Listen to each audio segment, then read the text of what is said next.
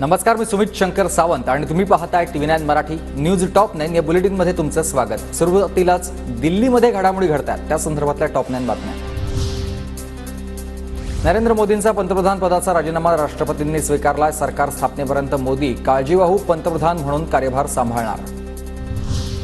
नरेंद्र मोदींचा पंतप्रधान पदाचा राजीनामा राष्ट्रपतींनी स्वीकारला। राष्ट्रपती मुर्मूंनी 17वी लोकसभा भंग केली। सरकार स्थापनेपर्यंत मोदीच काळजीवाहू पंतप्रधान।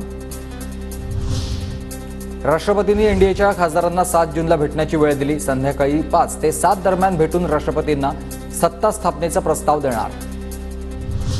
मोदी सरकारचा 8 जूनला शपथविधी। नरेंद्र मोदी तिसऱ्यांदा पंतप्रधान पदाची शपथ घेणार। सूत्रांची माहिती। राष्ट्रपती भवनात शपथविधी सोहळ्यासाठी तयारी सुरू।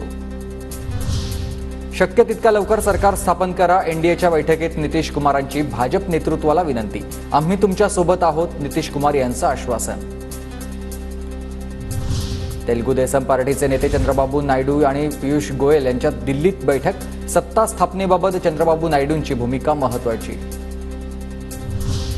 इंडियातील घटक पक्षांच्या मुख्यमंत्री आणि उपमुख्यमंत्र्यांना उद्या दिल्लीत बोलावलंय। 7 तारखेला भाजप नेतृत्वासोबत मुख्यमंत्री आणि उपमुख्यमंत्र्यांची बैठक होणार। नव्या सरकारचा शपथविधी होण्यापूर्वी मुख्यमंत्री आणि उपमुख्यमंत्र्यांशी भाजप नेतृत्व संवाद साधणार। इंडिया आघाडी विरोधात बसणार आता सरकार स्थापनेचाच कोणताही प्रयत्न होणार नाहीये।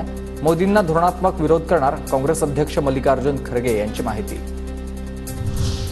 कुणाला संपर्क करण्याबाबत अद्याप चर्चा नाही। चर्चा नसताना कुणाचं नाव का घेऊ?